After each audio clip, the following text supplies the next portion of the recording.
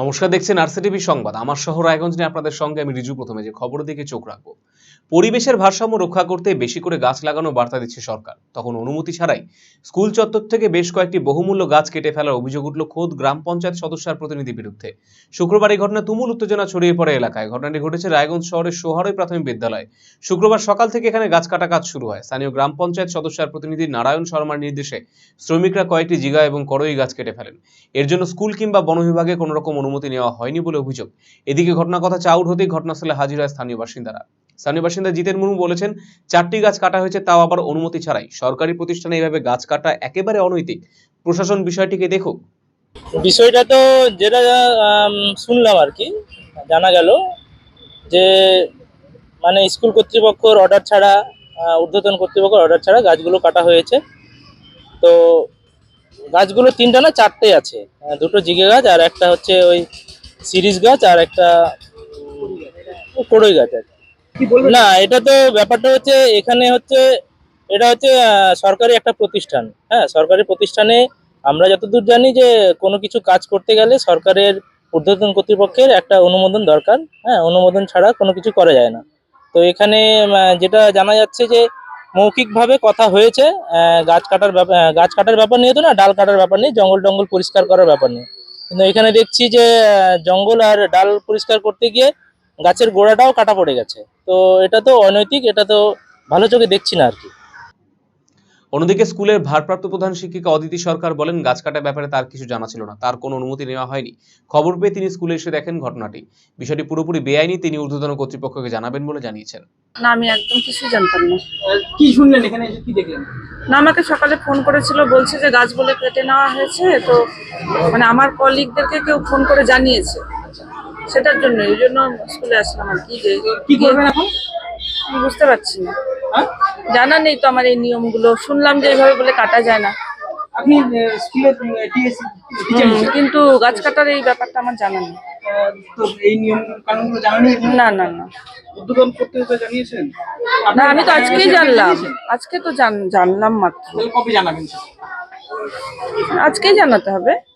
আজকেই জানাতে হবে। ফরেস্ট ডিপার্টমেন্টের অনুমতি ছাড়া গাছ কাটা যায় না, সেটা কি জানেন? সেই বিষয়ে হ্যাঁ, সেটুকু তো জানি। এবার আমাকে যেহেতু বলেইনি, আমি জানি না যে কোনো গাছ কাটা। সেই বিষয়ে জানেন কিছু? সেটাও জানেন কে কেটেছে? না, আমাকে মাস্টারমশাইরা ফোন করেছিল, ম্যাডামও ফোন করেছে, বলেছে যে মেম্বার যে কাজ করাচ্ছে উনি নাকি কাটিয়েছে। অন্যদিকে এই বিষয়ে অভিযুক্ত পঞ্চায়েত সদস্যের প্রতিনিধি নারায়ণ শর্মার অবশ্য সাফাই, শিশুদের কথা চিন্তা করে জিগা গাছগুলো কাটা হয়েছে। অন্যদিকে বিশ্রামাগারে জঞ্জাল এড়াতে করই গাছ কাটা হয়েছে, এর জন্য কর্তৃপক্ষ অনুমতি নেওয়া হয়নি বলে স্বীকার করেছেন তিনি।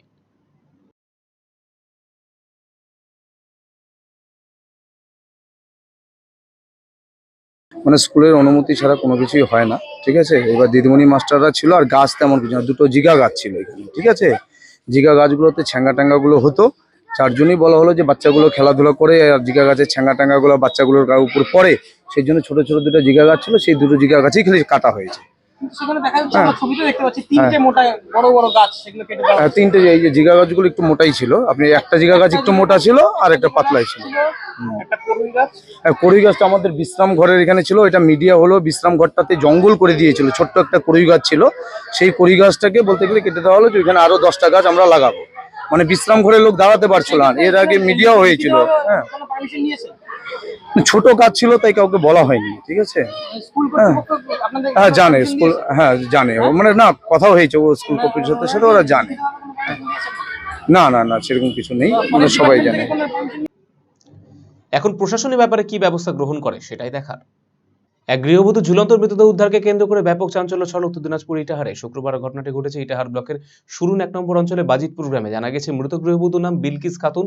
স্থানীয় সূত্রে জানা গেছে গৃহবধূর স্বামী হাসিবুর রহমান দীর্ঘদিন থেকে পরিযায়ী শ্রমিকের কাজ করে। বছরের বেশিরভাগ সময় সে ভিন রাজ্যে বসবাস করে। গৃহবধূ বাবা আসাউদ্দিন জানিয়েছে তার মেয়ে বাড়িতে 13 বছর, 10 বছর এবং 8 বছরের 3 মেয়েকে নিয়ে থাকতো। বৃহস্পতিবার সকালে সে বাড়ি থেকে বেরিয়ে যায়, সন্ধে পর্যন্ত তার কোনো খোঁজ পাওয়া যায়নি। এরপর শুক্রবার ভোরে তার ছোট মেয়ে ঘর থেকে বেরিয়ে মাকে রান্নাঘরের সামনে হাঁটুমোড়া অবস্থায় ঝুলন্ত দেখতে পায়। এই ঘটনায় তীব্র চাঞ্চল্য ছড়িয়েছে গোটা এলাকায়। ঘটনা হয়েছিল আমার তো সম্পূর্ণ তো জানা নাই, কিন্তু ব্যাপারটা হচ্ছে আমাকে 7টার সময় ফোন করলো, তারপরে আলাম, আসে দেখছি যে ফাঁসিদের লেওটা আছে। কোথায় ঝুলেছিল? ওর বাড়িতে। আচ্ছা, বাড়ির কোথায় ছিল? বাড়ির মানে রান্নাঘরের সামনে গেটটাতে। রান্নাঘরের গেটে হুম, কি মনে হচ্ছে, দেখে কি মনে হলো? মনে হচ্ছে তো আমাকে ওকে তো মেরেছে, অন্য নাকি মেরেছে তারপরে মানে ওকে ফাঁসি লাগাইছে। স্থানীয় তৃণমূল কংগ্রেসের গ্রাম পঞ্চায়েত সদস্য ফাইজুল হক বলেন, এটি কোনো আত্মহত্যার ঘটনা বলে মনে হচ্ছে না। প্রাথমিকভাবে বোঝা যাচ্ছে তাকে প্রাণে মেরে ঝুলিয়ে রাখা হয়েছে। শুক্রবার সকালে খবর পেয়ে ইটাহার থানা পুলিশ তড়িঘড়ি ঘটনাস্থলে পৌঁছে গৃহবধূর মৃতদেহ উদ্ধার করে।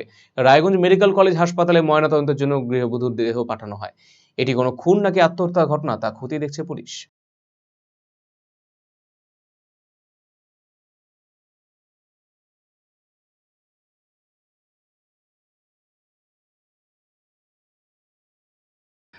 কিভাবে মারা গেছে আমি সকালবেলায় শুনলাম। আমার ওখানকার পাড়ার লোক আমাকে কল করলো 5টার দিকে, বলছে যে দাদা এরকম এরকম ব্যাপার, একটা মহিলা নাকি ওর বাড়ির রান্নাঘরের সামনে ঝুলানো অবস্থায় আছে, হয়তো আত্মহত্যা করেছে। তারপর আমরা যে গেলাম, যে দেখছি যে মহিলাটা মানে হাঁটুর মতো মানে পারে আছে আর ঝুলানো আছে। ঝুলার পর দেখলাম যে, তারপরে আমরা প্রশাসনিককে কল করলাম, কল করে প্রশাসন আসলো। আসার পর তারপরে খবর করলাম মেয়ের বাবার বাড়িতে। মেয়ের বাবার মা বাবা গার্জেনরা আসলো। আসার পর বলছেন না ঠিক আছে, হ্যাঁ দেখলো, ওরও দেখলো যে এটা তো মানে আত্মহত্যা না, এটা বোঝা যাচ্ছে আর কি, যেরকম মানে মার্ডারের মতো আর কি। উত্তর দিনাজপুর জেলা ক্রীড়া সংস্থা পরিচালিত আন্তঃক্লাব ক্রিকেট লিগের খেলা চলছে রায়গঞ্জ স্টেডিয়ামে। প্রথম ডিভিশনে 10টি এবং দ্বিতীয় ডিভিশনে 13টি ক্লাবকে নিয়ে শুরু হয়েছে এবছরের ক্রিকেট লিগ। শুক্রবার লিগের খেলায় পরস্পরের বিরুদ্ধে মাঠে নামে প্রথম ডিভিশন গ্রুপ বির দুই দল, বিপিএস ক্লাব এবং বিধাননগর স্পোর্টিং ক্লাব। এদিন টসে জিতে প্রথমে ব্যাট করার সিদ্ধান্ত নেয় বিপিএস ক্লাব। 38 ওভার 4 বলে সবকটি উইকেট হারিয়ে 268 রান তোলে বিপিএস ক্লাব। 100 রান করে বিপিএস ক্লাবের স্বরূপচন্দ্র। 111 বলে 112 রান করে স্বরূপচন্দ্র। অপর ব্যাটসম্যান দেবায়ন কিসকু 37 বলে 52 রান করে। বিধাননগর স্পোর্টিং ক্লাবের দুই বোলার সুজন সরকার 8 ওভার বল করে 39 রান দিয়ে 3 উইকেট দখল করেছে। অপর বোলার উদয় মোদক 8 ওভার বল করে 44 রান দিয়ে 3 উইকেট দখল করেছে। জবাবে ব্যাট করতে নেমে 124 রানে শেষ হয়ে যায় বিধাননগরের ইনিংস। সুজন সরকার 68 বলে 46 রান এবং উদয় মোদক 26 বলে 18 রান করে। বিপিএস ক্লাবের বোলার রাহুল কুন্ডু 8 ওভার বল করে 19 রান এবং 3 উইকেট নিয়েছে এবং বিশাল পাসওয়ান 5 ওভার 4 বল করে 19 রান দিয়ে 3 উইকেট দখল করেছে। এদিনে খেলায় 144 রানে বিধাননগর স্পোর্টিং ক্লাবকে হারিয়ে জয় পায় বিপিএস ক্লাব। 100 রান করার সুবাদে ম্যান অব দ্য ম্যাচের শিরোপা পেয়েছে বিপিএস ক্লাবের স্বরূপচন্দ্র। সোমবার দ্বিতীয় ডিভিশন দুটি খেলা অনুষ্ঠিত হবে। প্রথম খেলায় মুখোমুখি হবে দ্বিতীয় ডিভিশন গ্রুপ বির দুই দল, কালিয়াগঞ্জ ক্রিকেট ক্লাব এবং হাইওয়ে ইউথ ক্লাব। দ্বিতীয় খেলায় পরস্পরের বিরুদ্ধে মাঠে নামবে দ্বিতীয় ডিভিশন গ্রুপ এর দুই দল, চেলসি ক্রিকেট ক্লাব এবং দিনাজপুর ইয়ং স্পোর্টিং ক্লাব।